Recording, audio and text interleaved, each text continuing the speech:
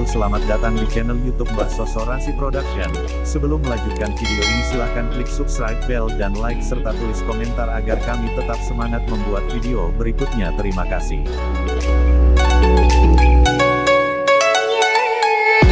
Halo, jumpa lagi bersama keluarga Mbah Soso tes komuter lain Solo Jogja dengan KRL dan Bus Kota Yogyakarta. Dilanjutkan jalan-jalan ke Malioboro serta meninjau Museum Benteng Vredenburg Yogyakarta. Silahkan menyaksikan sampai selesai.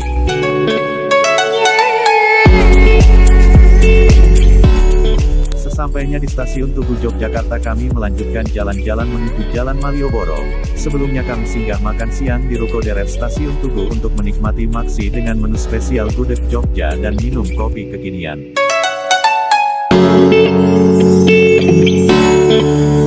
Selesai makan siang, rombongan putra langsung menuju Masjid DPRD di Jalan Malioboro untuk sholat Jumat. Sementara rombongan putri menikmati foto selfie di Jalan Malioboro, dilanjut shopping di teras Malioboro, pusat relokasi pedagang kaki lima.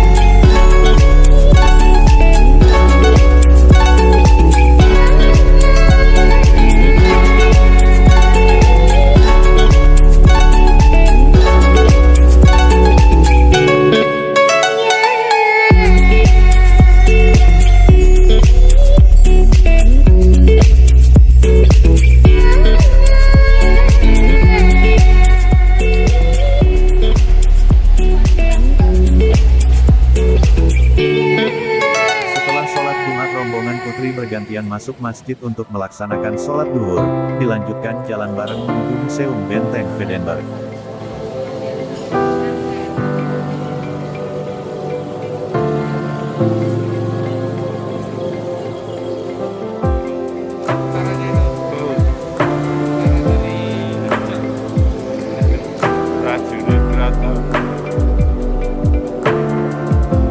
Ini juga habis.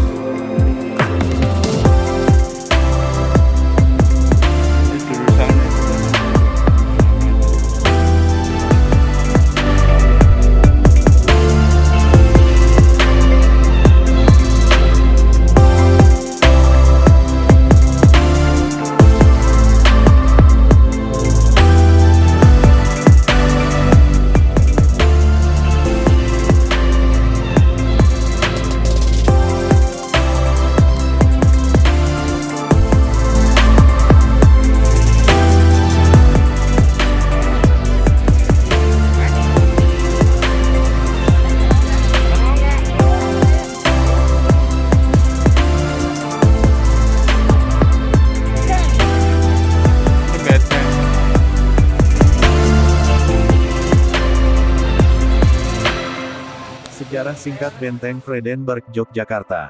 Dari Sri Sultan Hamengkubuwono I dan permintaan pihak pemerintah Belanda yang saat itu dipimpin oleh Nicolaas Harting yang menjabat sebagai Gubernur Direktur Pantai Utara Jawa. Adapun dari awal tujuan pembangunan benteng ini adalah untuk menjaga keamanan keraton. Akan tetapi, maksud sebenarnya dari keberadaan benteng ini adalah untuk memudahkan pengawasan pihak Belanda terhadap segala kegiatan yang dilakukan pihak keraton Yogyakarta. Pembangunan benteng pertama kali hanya mewujudkan bentuk sederhana, yaitu temboknya yang hanya berbahankan tanah, ditunjang dengan tiang-tiang yang terbuat dari kayu pohon kelapa dan aren, dengan atap ilalang. Bangunan tersebut dibangun dengan bentuk bujur sangkar yang di keempat ujungnya dibangun seleka atau bastion. Oleh Sri Sultan Harun IV, keempat sudut itu diberi nama Jaya Wisesa, sudut barat laut, Jaya Purusa, sudut timur laut, Jaya Prakosaningrat, sudut barat daya, dan Jaya Prayitna, sudut tenggara.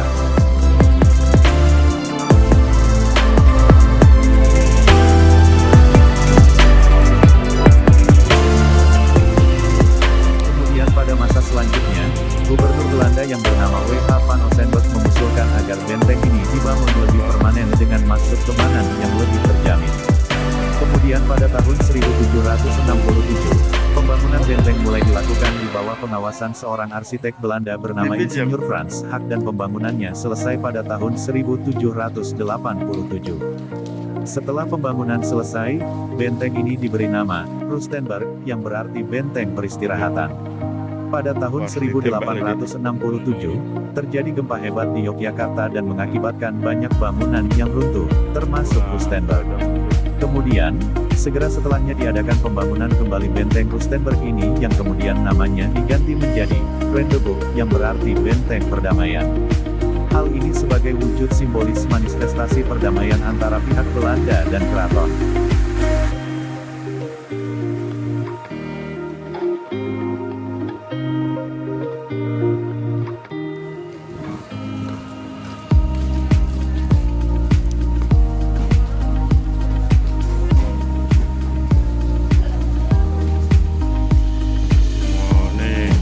Kemerdekaan. Ini Bu Fatmawati jahit bendera.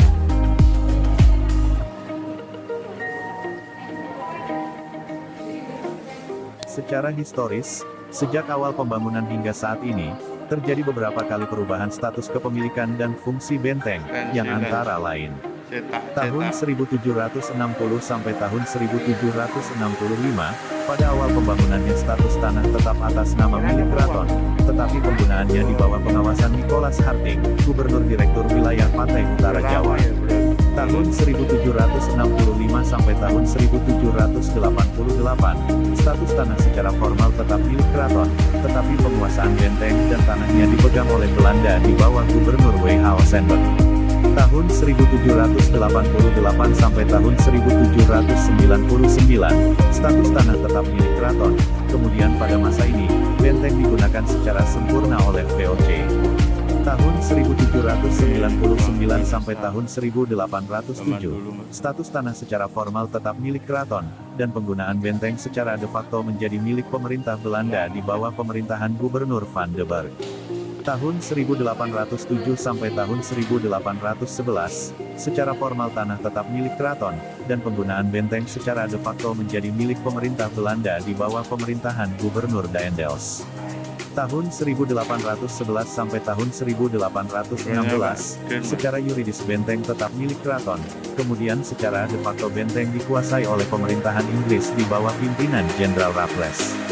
Tahun 1816 sampai tahun 1942, status tanah tetap berada pada kepemilikan keraton, dan secara de facto dipegang oleh pihak Belanda, sampai menyerahnya Belanda di tangan Jepang dan benteng ini mulai dikuasai penuh oleh pihak Jepang, yang ditandai dengan penandatanganan perjanjian Kalijati di Jawa Barat, Maret tahun 1942.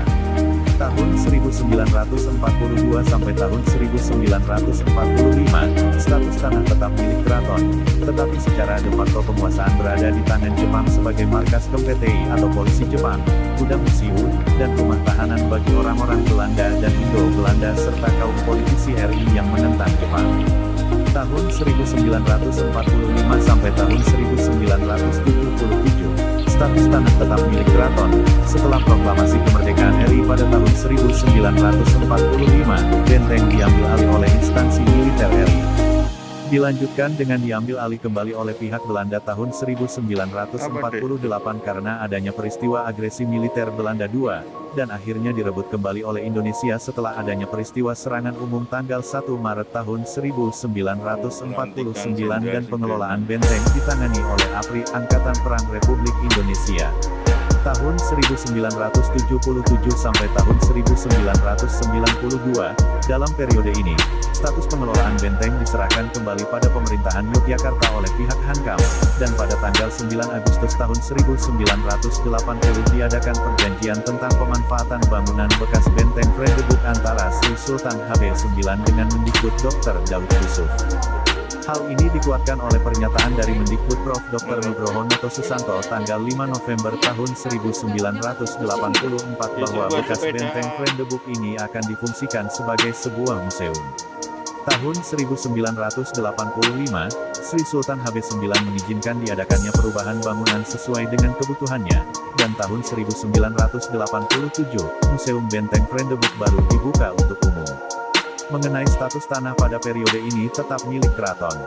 Tahun 1992 sampai sekarang, berdasarkan SK Mendikbud RI Prof. Dr. Fuad Hasan nomor 0475/1992 tanggal 23 November tahun 1992, secara resmi Museum Benteng Krendebuk menjadi museum khusus perjuangan nasional dengan nama Museum Benteng Krendebuk Yogyakarta yang menempati tanah seluas 46.574 meter persegi.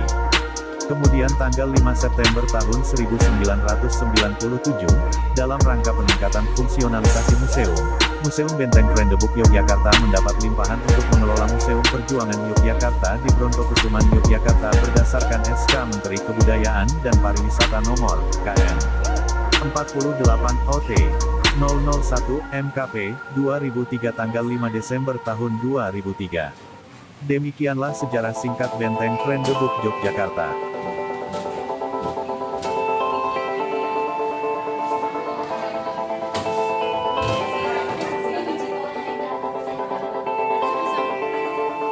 Mana? Kok mati?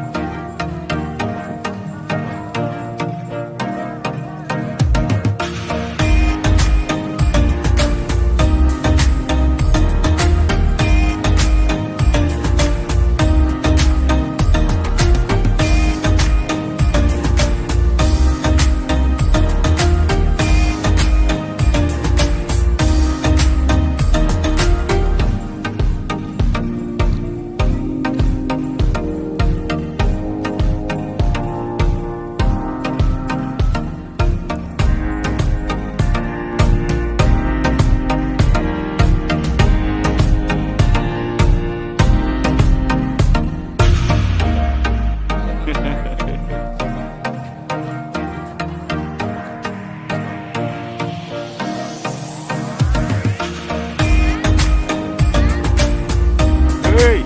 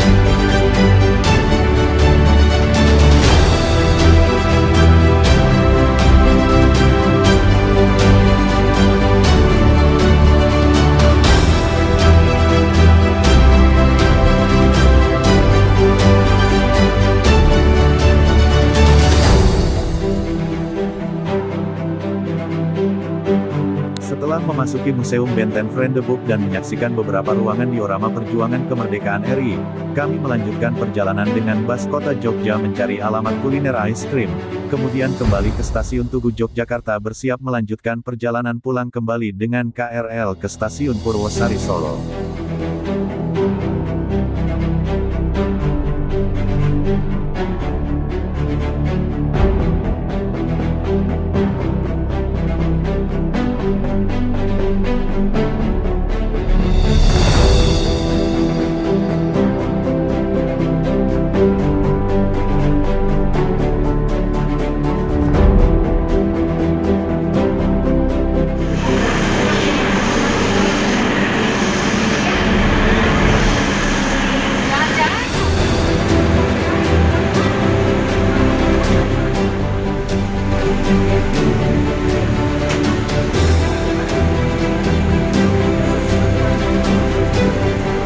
Terima kasih telah menyaksikan video Rasiko dan menyaksikan video selanjutnya. Salam sehat, sukses, berkah selalu.